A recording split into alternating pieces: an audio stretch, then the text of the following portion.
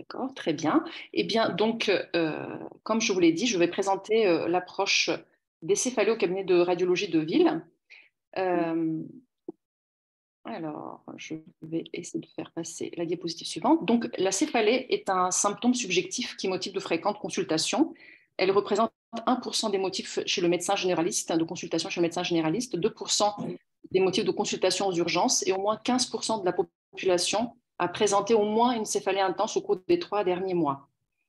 Alors, selon la classification internationale des céphalées, dont l'acronyme est anglo-saxon ICHD, à laquelle je vais faire référence de temps en temps durant cette présentation, les céphalées donc, sont divisées en deux groupes qui sont opposés.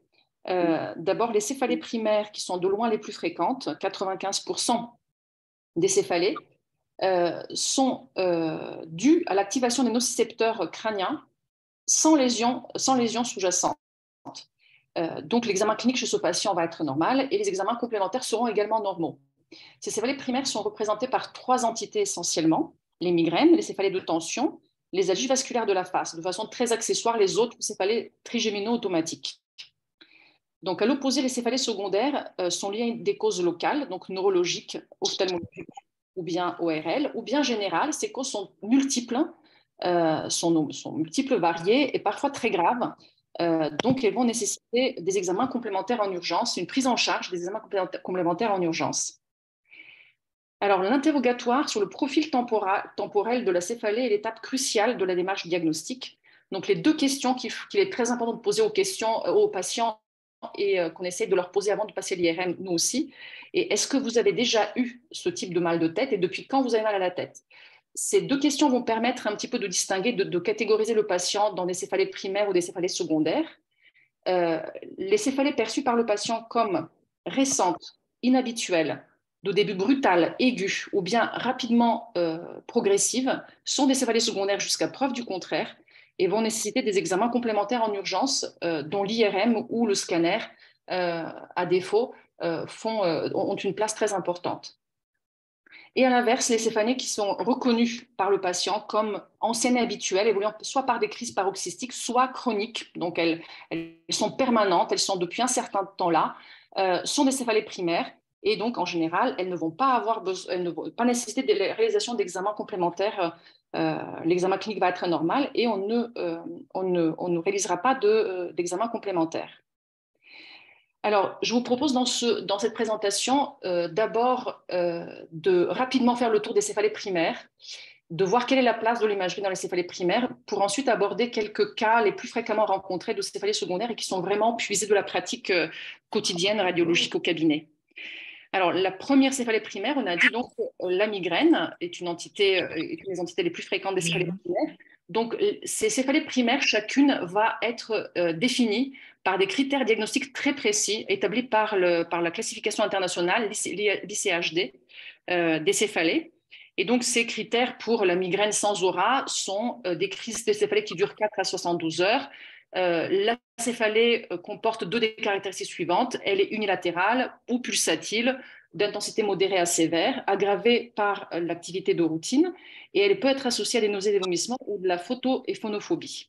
Donc, ce type de patient, lorsqu'il réunit ces critères-là, ça c'est la migraine sans aura, je vous épargne la migraine avec aura, les critères diagnostiques de la migraine avec aura. Donc, ce patient n'aura pas besoin de la réalisation d'examens complémentaires, notamment d'imagerie.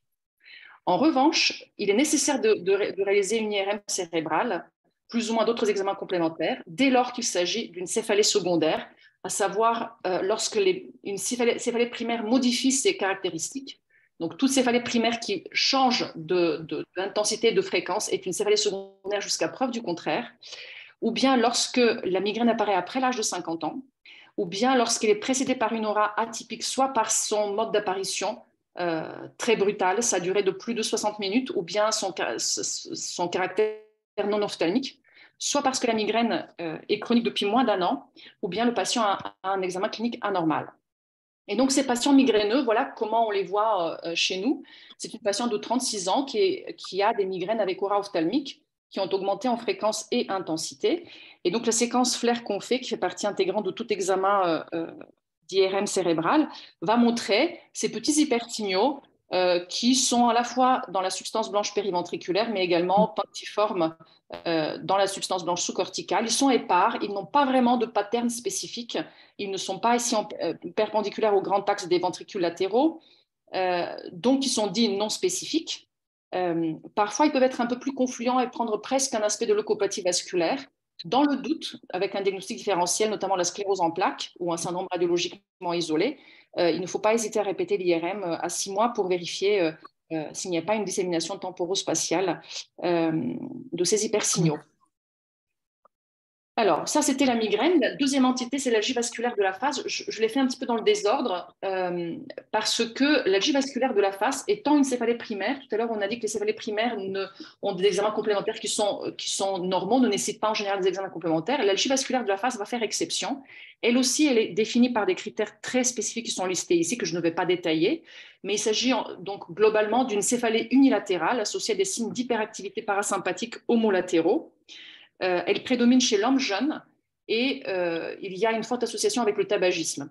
Alors, ces signes parasympathiques homolatéraux sont très caractéristiques, ils sont listés ici. Ça peut être donc une congestion nasale, un œdème palpébral, une sudation, une rougeur, amyosis, ptosis, sensation d'oreille bouchée. Et donc, chez ces patients qui présentent ces critères-là, bien qu'ils remplissent ces critères, une IRM encéphalique avec angio-IRM va être pratiquée chez tout patient présentant ces critères-là, parce qu'il a été établi que chez 50% de ces patients qui réunissaient ces critères, un autre diagnostic a été retrouvé, tel que des pathologies vasculaires, tumorales, infectieuses ou inflammatoires, notamment des dissections carotidiennes ou des tumeurs hypophysaires ou parahypophysaires. Donc, tout patient ayant les critères d'AVF doit faire l'objet, doit bénéficier d'une IRM avec angio-IRM des TSA, de plus obligatoirement sans urgence. Alors, ça me permet de faire une digression avec le diagnostic différentiel de l'algie vasculaire de la face, qui est la névralgie essentielle du trijumeau, qui est liée dans 90% des cas à un conflit vasculo-nerveux, qui touche plutôt des personnes de 50 ans et qui survient par des accès très brefs, se répétant en salves douloureuses de quelques minutes, qui intéressent les territoires des nerfs maxillaires et mandibulaires.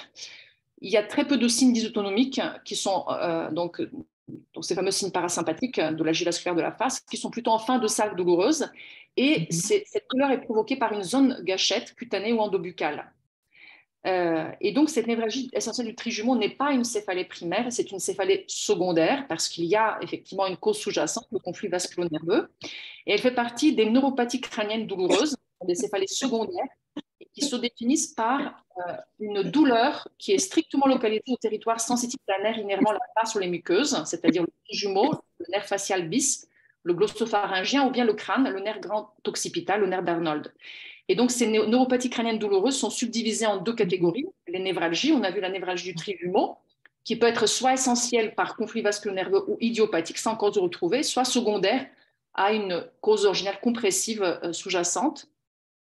Et puis, donc ces névralgies sont des douleurs qui surviennent par des crises de quelques secondes à type de décharge électrique déclenchées par ce stimuli indolore qui est la zone gâchette. A contrario, les douleurs neuropathiques sont des douleurs plus continues à type de brûlure, plus ou moins des décharges électriques, et elles aussi peuvent être secondaires ou idiopathiques. Donc, dès lors qu'on a une douleur dans le territoire sensitif d'un nerf, le patient doit être exploré par une IRM cérébrale qui doit comprendre obligatoirement des coupes fines centrées sur le nerf en question et également des séquences injectées. Donc, c'est là où l'injection va être incontournable. Donc, il bénéficiera également d'autres examens complémentaires, notamment une ponction lombaire, parce qu'on cherchera essentiellement une lésion tumorale, une sclérose en plaques et d'autres causes ici, méningoradiculaire, zona, traumatisme, mais qui font moins partie de l'imagerie. Alors, voilà donc ici pour illustrer cette névralgie trigéminée, les images d'une femme de 71 ans qui a des névralgies faciales gauche depuis 1 an, qui surviennent par crise déclenchée par la mastication. Donc, on a une zone gâchette indolore qui est le fait de mastiquer, ça déclenche les salves douloureuses. Et donc, voilà ces fameuses coupes fines T2 centrées sur les nerfs trijumeaux. On voit ici l'artère cérébelleuse supérieure qui vient au contact intime du nerf trijumeau gauche, qui est ici. Ce nerf ici, c'est une reconstruction coronale, donc on a l'artère qui est ici, le nerf qui est ici, qui est vraiment atrophique par rapport à son homologue droit. Le croisement entre l'artère et le nerf se fait vraiment à angle droit. Donc l'artère a un trajet, un trajet crânio-caudal, le nerf a un trajet antéro-postérieur, donc il forme un angle droit. Ça, c'est très important. Le nerf ici, vous voyez, il est un tout petit peu dévié, il y a une petite empreinte, il est atrophié.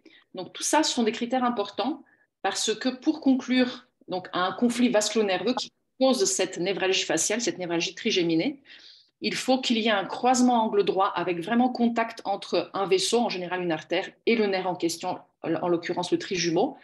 Il faut que ce contact et ce croisement surviennent à 2 à 6 mm pardon, donc c'est le trajet depuis l'origine du tronc cérébral, donc 2 à 6 mm sur ce trajet-là.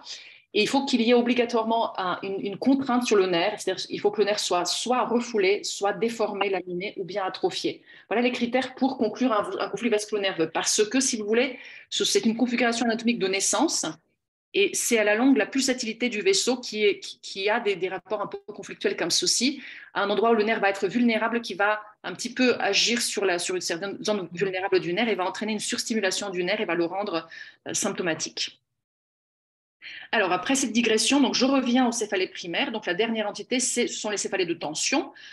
Donc, ces céphalées de tension sont des céphalées soit épisodiques, donc survenant par crise répétitive, soit chroniques. C'est une céphalée primaire. Ça touche plus fréquemment les femmes.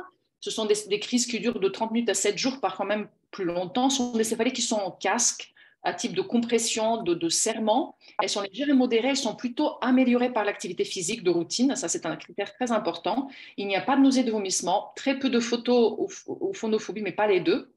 Et très souvent, elles sont liées elles sont associées à des douleurs des muscles crâniens et cervicaux parce qu'elles sont liées à des contractures de ces muscles-là. Et donc, les céphalées de tension ne nécessitent pas d'examen d'imagerie. Alors, donc là, on vient de voir les céphalées primaires qui donc sont des céphalées plutôt connues par le patient, stéréotypées, le patient les connaît. On ne fera pas d'imagerie sauf pour l'AVF. La première fois qu'il y a une AVF est diagnostiquée, on le fera pour un diagnostic différentiel. Dans certaines conditions pour les migraines. Et puis, il y a les autres céphalées qui sont donc à début soudain, c'est les céphalées en coup de tonnerre, à début récent ou d'aggravation récente depuis moins de 7 jours, lorsqu'il y a une fièvre associée, des signes neurologiques associés, et un contexte d'intoxication en monoxyde de carbone notamment, ou un contexte d'immunodépression.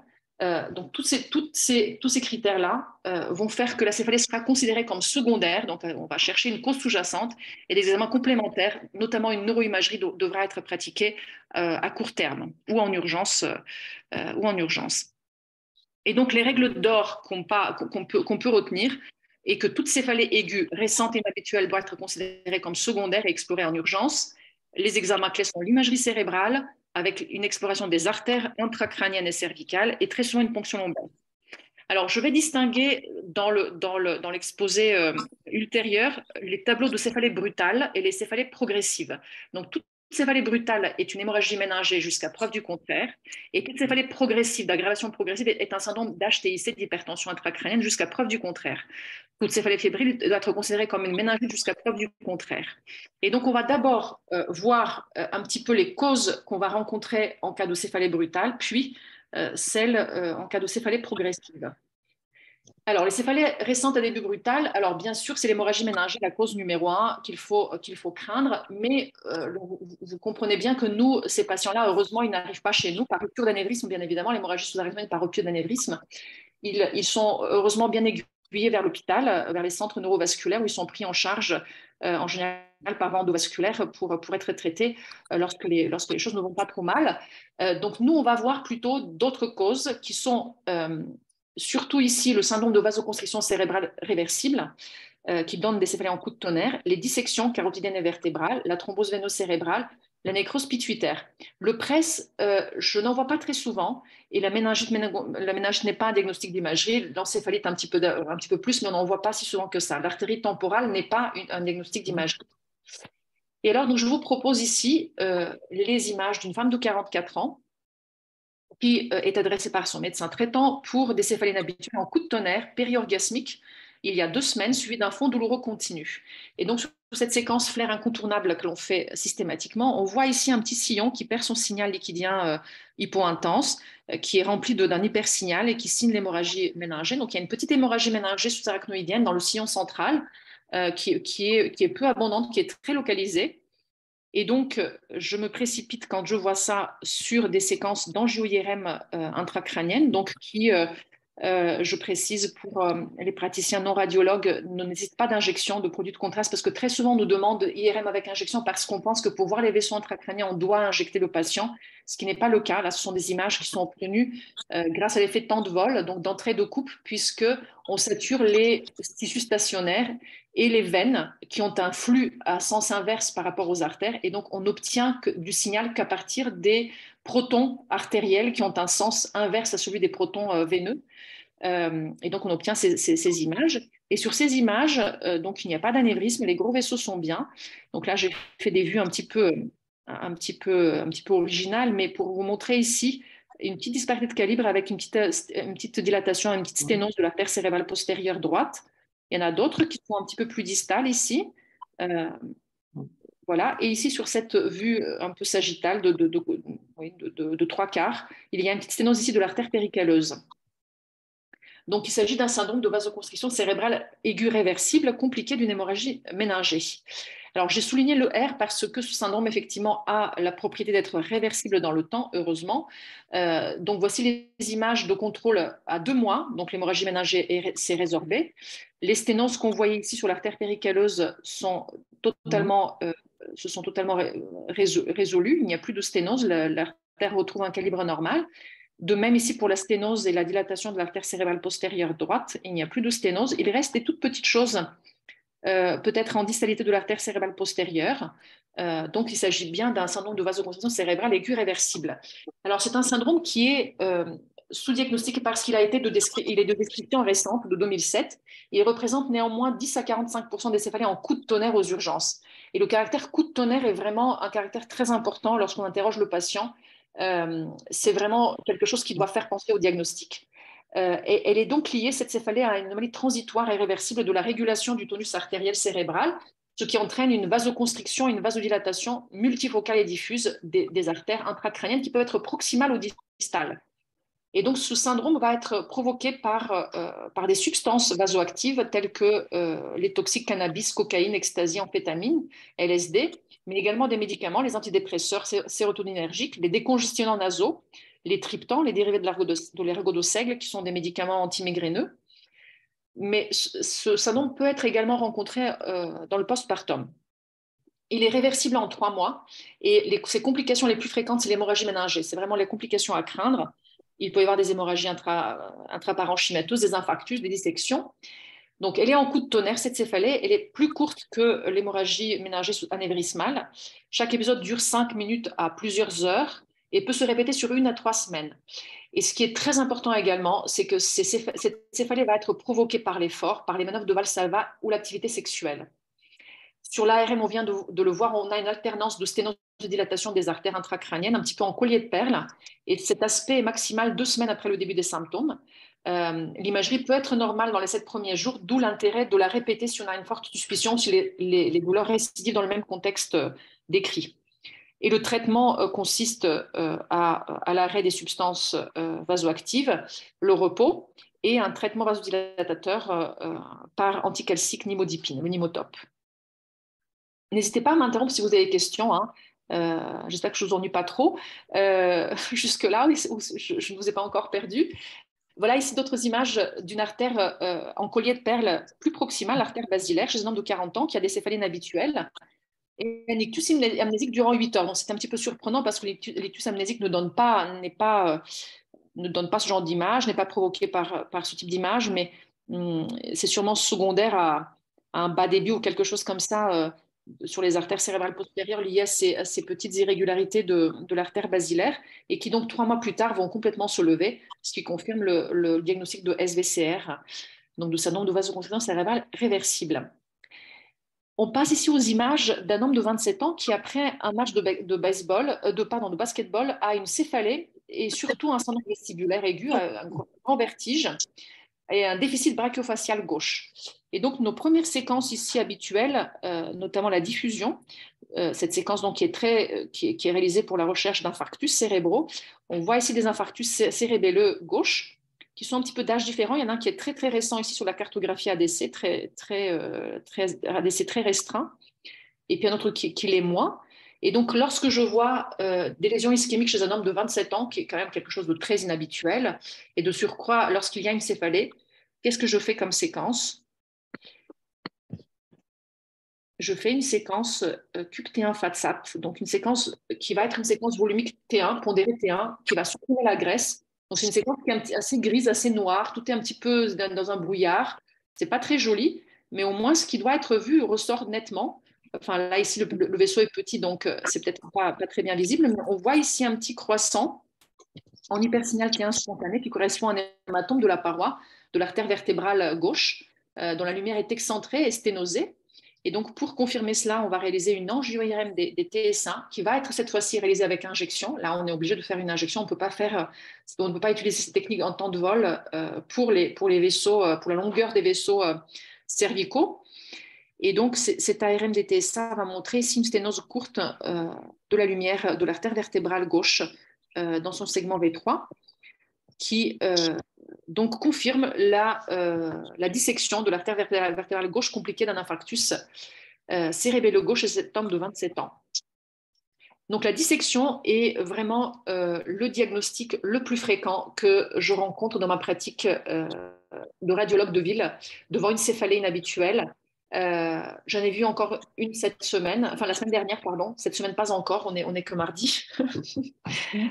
Mais c'est vraiment le diagnostic numéro un. Je n'ai pas commencé par ça, j'ai commencé par le SVCR parce que l'hémorragie méningée, je voulais un petit peu insister dessus. Mais les hémorragies méningées, ça n'est pas ça qu'on voit le plus en ville, ce sont les dissections. Donc, c'est vraiment le diagnostic auquel il faut penser lorsqu'il y a un contexte traumatique. Penser aux manipulations cervicales. Ça touche en général les sujets jeunes, mais j'en ai déjà vu jusqu'à l'âge de 65 ans, je crois que c'est mon maximum. Il faut y penser lorsqu'il y a des douleurs cervicales associées, uni- ou bilatérales. Et pour la dissection carotidienne, un centre de Claude Bernard Horner par atteinte du plexus sympathique autour de l'artère carotide interne cervicale. Donc, ça va donner ptosis, myosis et nophtalmie. Donc, le patient a la paupière qui chute. Des acouphènes pulsatiles. Ma patiente la semaine dernière avait des acouphènes pulsatiles. Et une paralysie de la 12e paire crânienne. Donc, le patient peut dire qu'il a du mal à bouger sa langue, il a du mal à parler à cause de ça. La complication, c'est l'infarctus. Et donc, l'IRM, on l'a détaillé, c'est une sténose de la lumière qui est excentrée. Et puis, autour, il y a un hématome de paroi en hypersignal T1 spontané, en croissant, avec sur l'angio-IRM avec injection, une sténose ou bien un faux anévrisme, parce que les disparités de calibre peuvent, donc la paroi peut, cet hématome peut être reperméabilisé secondairement et peut se revasculariser, donc ça peut créer une image d'addition de faux anévrismes en regard de la dissection. Cet hypersignal T1 spontané peut manquer les 24 à 48 premières heures, donc c'est important de faire l'ARM des TSA lorsqu'on a le moindre doute de dissection. Voilà ici une dissection carotidienne interne chez un homme de 52 ans qui n'a pas de contexte traumatique, qui a une douleur cervico-encéphalique. Il a un acouphène pulsatile gauche lié à la sténose ici de l'artère carotide interne sous-pétreuse qu'il entend de son oreille gauche. Et donc ici en demi-teinte, on a un hypersignal T1 spontané à côté de la lumière du vaisseau qui correspond à l'hypersignal finalement de paroi, l'hématome de paroi autour de l'artère carotide interne gauche.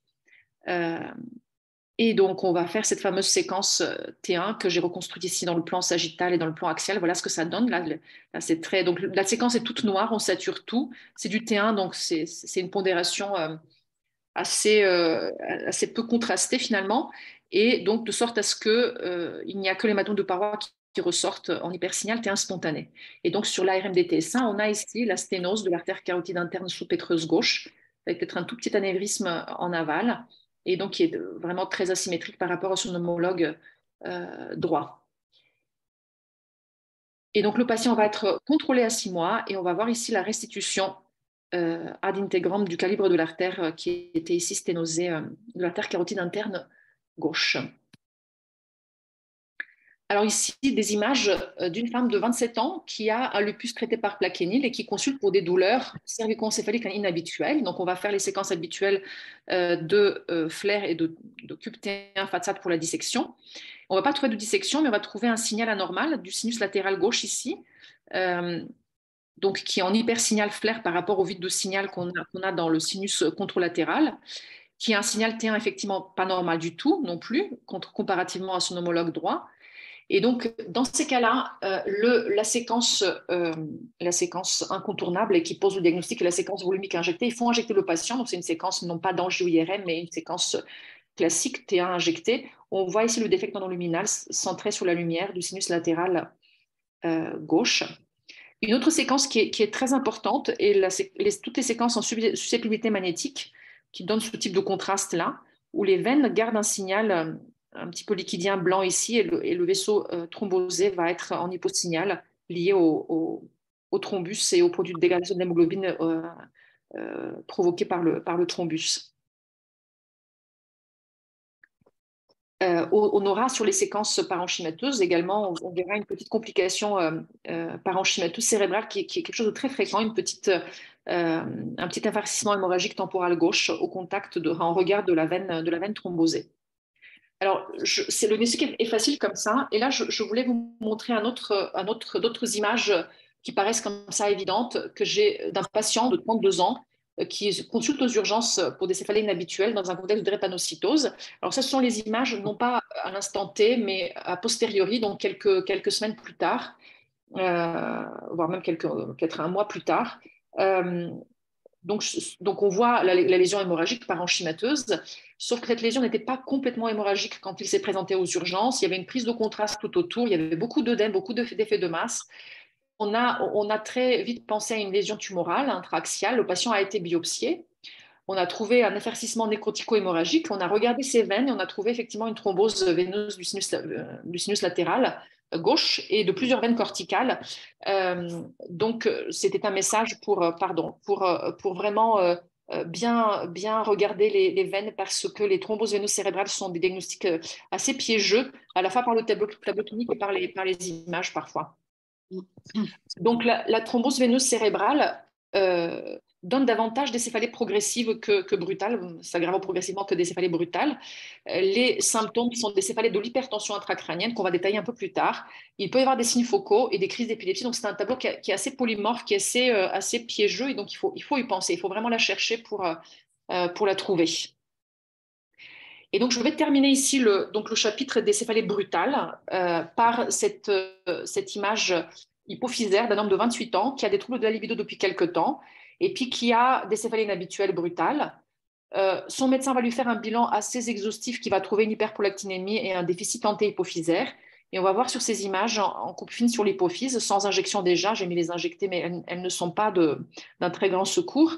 On voit donc une lésion expansive intra- et supracellaire qui est majoritairement hémorragique en hypersignal T1 spontané, qui prend un tout petit peu le contraste en périphérie. Et donc, il s'agissait d'un macrodénome hémorragique à prolactine avec apoplexie pituitaire. Il faudrait volontiers y penser lorsque le patient présente aussi des troubles visuels par compression du chiasme optique, ce que n'avait pas notre patient parce que l'adénome n'avait pas encore atteint le chiasme optique qui est ici. Et donc, ces signes visuels sont donc des signes de compression du chiasme optique type d'hémianopsie bitemporale. Alors, on passe maintenant au diagnostic des céphalées récentes d'aggravation progressive. Et donc, parmi ces diagnostics, parmi cette liste de diagnostics, je vais essentiellement vous parler des diagnostics d'hypertension intracrânienne et des signes d'hypotension intracrânienne, donc les deux inverses. Alors, l'hypertension intracrânienne, elle peut être soit idiopathique, donc sans cause retrouvée, soit symptomatique. Et donc là, les causes sont multiples et variées. C'est en général une lésion tumorale, intra- ou extra-axiale, dans le parenchyme ou dans les espaces péricérébraux, un hématome, une thrombose veineuse cérébrale, une malformation de la charnière cervico-occipitale. Les autres causes, je ne vais pas les détailler aujourd'hui, la plupart ne sont pas des causes d'imagerie. Et donc, je vous présente ici les images de cette jeune femme qui a une surcharge pondérale, qui a 28 ans, qui est très jeune, qui a des céphalées permanentes depuis un mois, des acouphènes pulsatiles bilatéraux Et donc, la séquence flair, qui est la séquence incontournable, la voici. Elle est acquise dans le plan sagittal, la séquence cube flair. Donc, c'est une séquence 3D. Et donc, ce plan sagittal nous permet très vite de jeter un coup d'œil sur l'hypophyse et sur la charnière. Et donc, on voit qu'elle a une hypophyse qui est plutôt amincie pour son âge. Et lorsqu'on voit une hypophyse comme ça, la séquence qu'il faut demander à notre manipulateur, donc c'est un aspect de cellule turcique pseudovide, dite pseudovide, la séquence qu'il faut demander est une séquence en coupe fine sur les nerfs optiques qui va nous révéler ici une dilatation des espaces sous-arachnoïdiens périoptiques. Donc, il y a un problème de liquide cérébrospinal. Et donc, les séquences qui vont suivre sont des séquences d'angio-IRM veineuses avec injection. Très important avec injection parce que les séquences d'ARM veineuses en contraste de phase sont sujettes à de nombreux artefacts, donc ils peuvent piéger. Et puis une séquence volumique injectée, là j'ai mis les reconstructions d'une séquence volumique injectée en MIP, donc on garde uniquement le signal maximal d'intensité, et puis une ARM veineuse injectée. Et on va voir un peu que cette séquence va majorer un peu ici des sténoses des deux sinus latéraux. Donc, elle a des sténoses bilatérales des sinus veineux latéraux qui sont un peu plus modérés sur l'ARM veineuse. Et donc, lorsque on voit l'ensemble de ces signes-là, on va diagnostiquer l'hypertension intracrânienne bénigne idiopathique.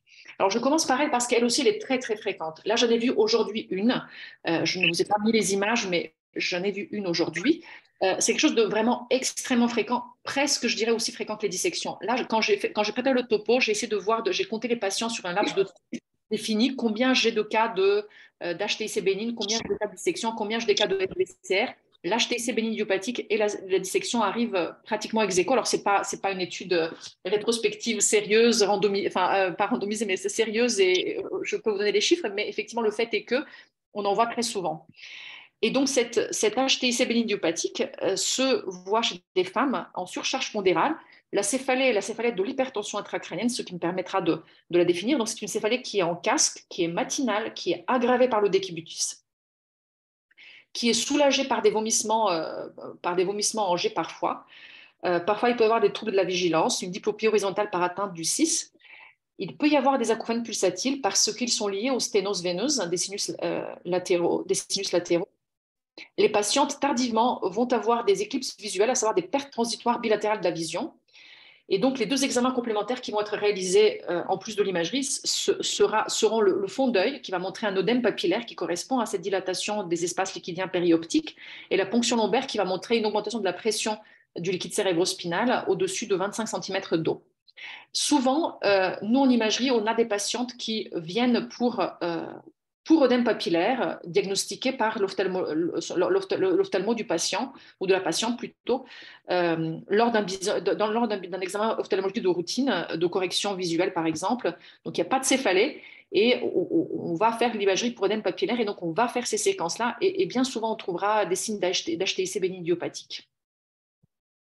Alors, donc l'IRM, vous avez vu, est très spécifique lorsqu'il y a au moins 3 des 4 signes suivants, à savoir l'aspect de cellule turcique pseudovide, l'élargissement de la gaine des nerfs optiques, l'aplatissement du pôle postérieur des globes oculaires, ça je le vois moins souvent sur les images, et une sténose des sinus latéraux. Et donc la prise en charge thérapeutique repose sur la perte de poids, des traitements de type acétazolamide, Diamox, et lorsque ça ne suffit pas, un traitement endovasculaire par stenting des sinus latéraux, des sinus veineux latéraux.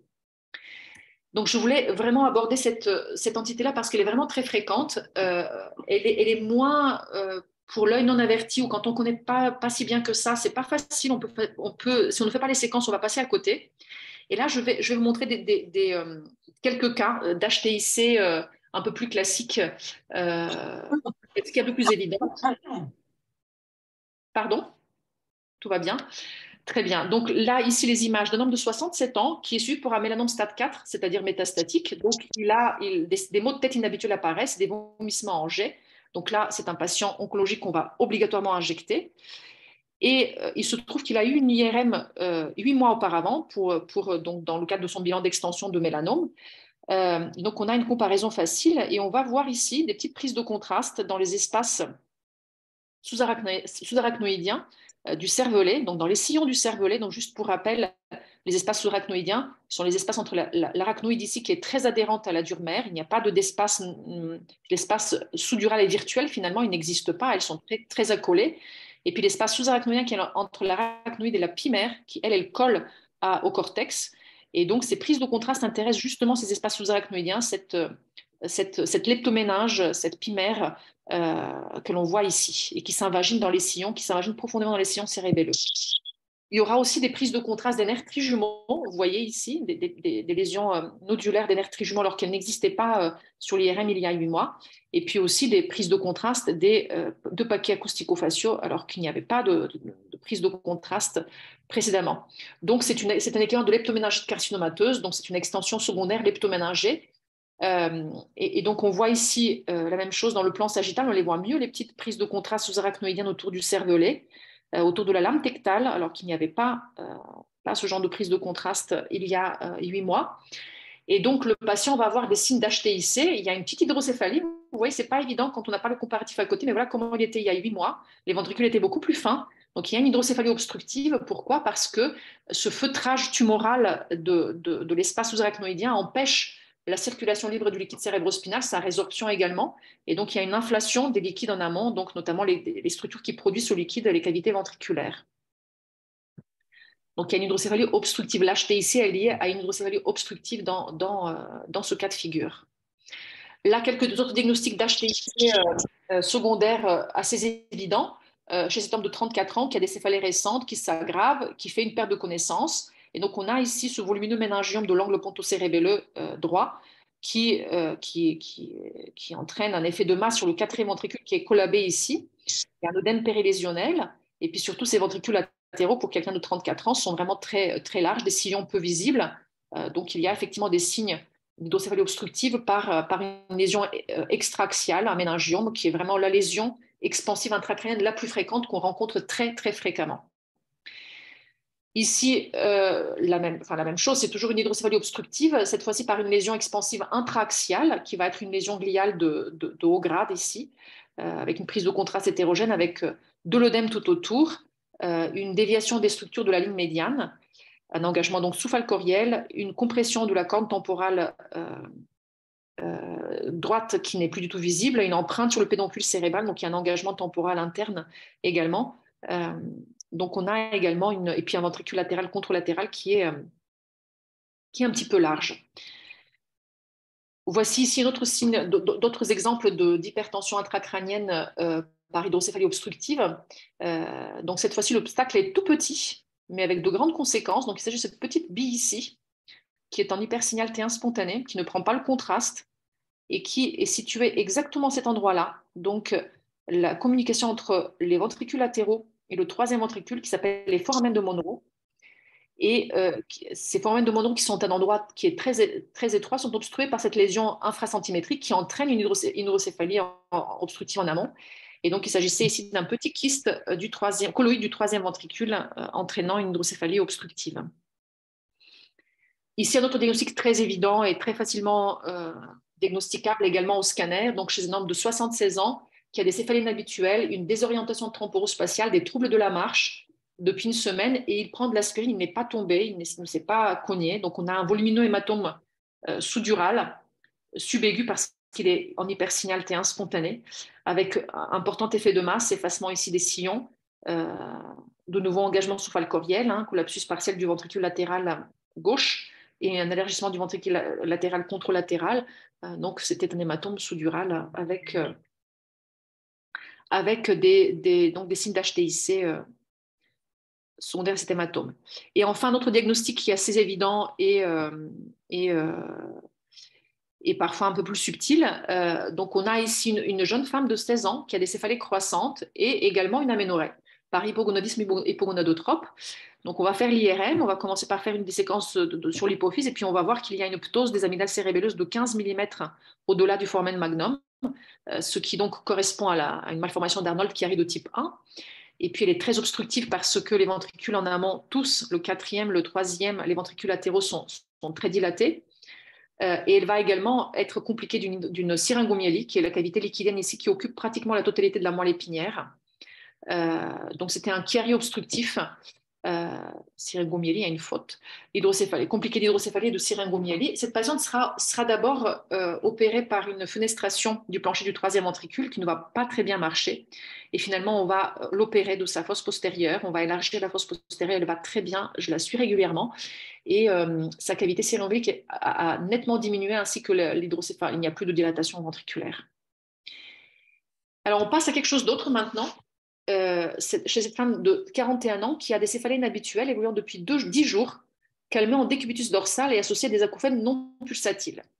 Donc là, quand la douleur, le patient dit que la douleur se calme en position allongée, et là, on a une première séquence flair qui est normale, relativement normale, il n'y a pas grand-chose. Je dois obligatoirement injecter et c'est l'injection qui va m'apporter le diagnostic parce qu'elle va me montrer une prise de contraste ici de la pachyméninge qui est diffuse, qui est fine, régulière. Normalement, la méninge normale ne se voit pas, ne prend pas le contraste. Elle n'est pas visible. Donc, il y a un épaississement pachyméningé qui est diffus, qui est supra- et infratentoriel. Il y a également des veines qui sont très globuleuses avec des parois ici convexes du sinus sagittal supérieur, franchement très convexes des sinus pétreux inférieurs ici. C'est vraiment des gros épaississements et des grosses ectasies veineuses. Et donc, ces signes-là sont les signes d'une hypotension intracrânienne spontanée du liquide cérébrospinal. Donc, cette fois-ci, on bascule vers l'hypotension, vers la baisse de la pression du liquide cérébrospinal qui va faire comme ça gonfler les veines, qui va faire prendre le contraste au méninge. Les ventricules vont être fins, les sillons vont être peu visibles, ce qui est le cas de cette patiente-là. Et très souvent, ces patients vont également bénéficier d'une deuxième IRM qui est une IRM rachidienne et qui va à la recherche d'une brèche méningée et qui va comporter des séquences sagittales STIR et injectées également avec suppression du signal de la graisse. Et donc sur cette séquence-là, on peut se dire qu'elle est pratiquement normale, mais il y a une petite ligne ici qui interpelle, qui dédouble un petit peu les espaces périmédulaires et on peut se dire est-ce que c'est un artefact de flux du liquide cérébrospinal? Qu'est-ce qui se passe? Ce n'est pas de la graisse épidurale puisque c'est une séquence avec saturation du signal de la graisse, il n'y a pas d'hypersignal de la graisse. Donc on va faire des séquences cubes très fines, en coupe fine dans le plan transversal dessus. Et juste pour mémoire, ici un petit schéma des espaces liquidiens périmédulaires. Donc comme tout à l'heure, les espaces méningés crâniens. Donc la moelle épinière avec la pimère qui vraiment double la circonférence de la moelle épinière. Et puis il y a le liquide cérébrospinal tout autour, des petites trabéculations de l'arachnoïde. Et ensuite, il y a l'arachnoïde qui est le fin liseré rose, on ne voit pas très bien. Il y a un petit liseré rose qui adhère fortement à la dure mère, qui est en bleu ou vert. Donc, elles sont fortement adhérentes. Donc, de la moelle de l'intérieur vers l'extérieur, on a la moelle, puis le liquide cérébrospinal, puis la méninge, puis la graisse épidurale. Donc là, on a la moelle, le liquide cérébrospinal qui est en hypersignal T1. Et on devrait avoir une méninge, une seule méninge, qui est ici l'arachnoïde et la dure mère, et puis de la graisse qui est saturée, qui est noire. Or, là, on a un dédoublement de la méninge parce qu'on a du liquide ici qui détache les deux feuillets de l'arachnoïde ici et de la dure mère. Il n'y a plus de graisse épidurale puisque la graisse est saturée, elle est noire, elle devrait être noire. Donc le blanc qu'on voit, c'est du liquide.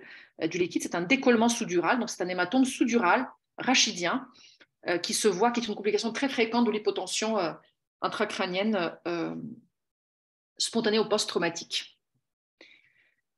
Voilà, donc cette hypotension, elle est liée à une fuite de liquide cérébrospinal par une brèche durale qui peut être spontanée ou liée à un traumatisme ou une chirurgie cervicale ou crânienne ou une ponction lombaire. Elle provoque plutôt des céphalées progressives, mais de temps en temps des céphalées brutales aussi. Et la grande caractéristique de cette céphalée de l'hypotension intracrânienne est son caractère orthostatique. Le patient a très mal debout, la céphalée se calme instantanément en position allongée. Parfois, je leur demande aux patients, est-ce que la douleur s'est calmée quand vous étiez allongé dans la machine, par exemple, pour savoir si je vais les reprendre après avec une injection. C'est un petit clin d'œil aux manip. Ces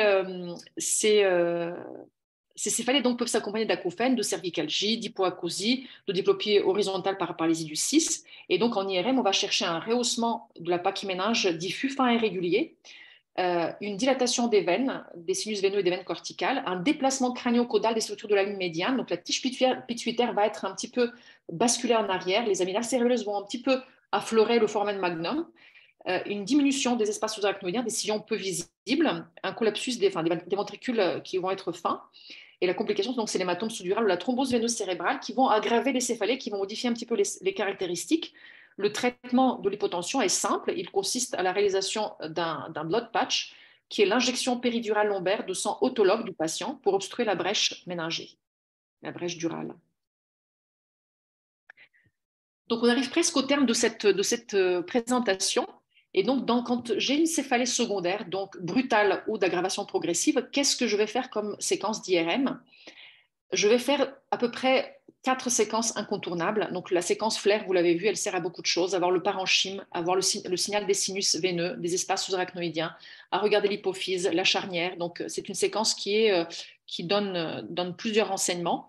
La diffusion, qui cherche des accidents vasculaires cérébraux, des infarctus ischémiques. La séquence oscillité magnétique dont je n'ai pas beaucoup parlé, mais donc c'est une séquence qui va chercher des hémorragies et puis qui va explorer le signal veineux. Donc très utile lorsqu'on ne va pas injecter le patient. L'angio-IRM des vaisseaux intracrâniens, donc sans injection, qui est une séquence incontournable, donc à la recherche notamment de petites sténoses du SVCR ou d'anévrisme ou d'occlusion d'artères proximale ou distale. La séquence de dissection qui est la séquence volumique T1-FATSAT, à l'étage crânio-céphalique, donc qui est une séquence que moi je fais très très très souvent chez un patient jeune qui a des céphalées inhabituelles, pratiquement systématiquement.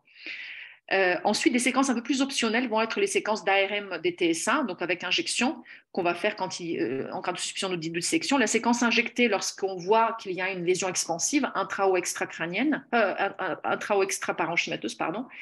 En cas de suspicion de thrombose veineuse, c'est la séquence de référence des thromboses veineuses cérébrales. On va la faire également si suspicion d'HTIC bénigne-idiopathique, donc à la recherche de sténose des sinus latéraux. En cas d'hypotension du liquide cérébrospinal, à la recherche de ces prises de contraste de la méninge et de ces ectasies veineuses. Et bien sûr, en cas de neuropathie crânienne douloureuse, à la recherche de quelque chose qui infiltre le nerf tout le long de son trajet. La séquence coronale de façade neuroptique en cas de suspicion d'HTIC idiopathique. L'ARM dynamique injectée ou autre type de séquence veineuse injectée en cas de suspicion d'HTIC idiopathique. Et bien sûr, les séquences en coupe fine centrée sur les nerfs en cas de neuropathie crânienne douloureuse. Je termine presque avec la place du scanner cérébral. Alors, le scanner cérébral sans injection doit rester vraiment un examen de débrouillage, doit être vraiment l'examen qu'on fait lorsqu'on n'a vraiment aucun autre recours, on ne peut rien faire d'autre. Alors, le scanner a une très bonne sensibilité dans les 12 premières heures des hémorragies méningées, de 98%. Cette sensibilité va chuter très rapidement, à 24 heures de 93%, à 5 jours de 85%, 50% à 7 jours. L'IRM, notamment la séquence flair, est aussi sensible que le scanner dans les premières heures et devient vraiment supérieur après 24 heures pour la recherche d'hémorragie méningée. Les scanners cérébraux sans injection vont être normaux dans 30 à 50% des thromboses veineuses cérébrales, dans presque toutes les dissections, dans 85% des SVCR et de nombreux PRES. Alors le PRES, je ne l'ai pas beaucoup développé, mais c'est plutôt un diagnostic, on va dire, qui est un petit peu bruyant, hypertensif et qui d'ailleurs a des petites passerelles avec le SVCR. Et donc, si on n'a pas le choix, si on doit commencer par un scanner sans injection, il faut obligatoirement, quand il y a une céphalée brutale ou d'aggravation progressive, il faut obligatoirement lui adjoindre un angioscanner des artères intracrâniennes et cervicales et une acquisition un peu plus tardive pour voir les veines. Mais au mieux, il vaut mieux faire une IRM et ARM cérébrale et cervicale si l'état du patient le permet et si ça ne retarde pas la prise en charge. Donc, pour conclure, les céphalées donc, est un symptôme qui est provoqué par la stimulation des nocicepteurs. Les nocicepteurs, donc, qui vont déclencher la douleur. Le cerveau ne possède pas de nocicepteurs, donc ce n'est pas le cerveau qui va faire mal, qui va créer la douleur.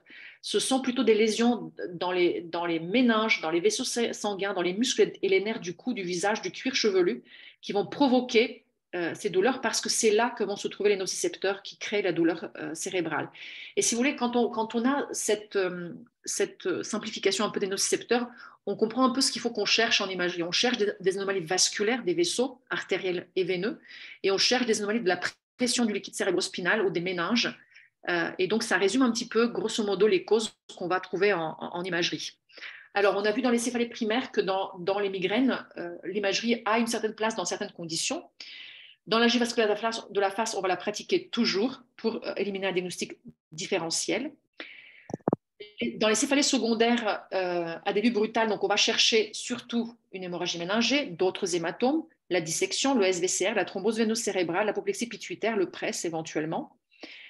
Dans les céphalées secondaires d'aggravation progressive, on va chercher l'HTIC et l'hypotension intracrânienne, mais également les neuropathies crâniennes douloureuses, qui sont les névralgies ou les douleurs neuropathiques. Et juste, j'ai souligné les dissections et la thrombose veineuse cérébrale parce que ce sont des diagnostics qui empruntent un peu des caractères des deux types de céphalées à début brutal, aggravation progressive, et toujours donc les chercher, se méfier de ces deux diagnostics-là, dissection et thrombose veineuse cérébrale. Je vous remercie pour votre attention. Merci beaucoup. Avec plaisir. Alors, je vais essayer de revenir. Moi,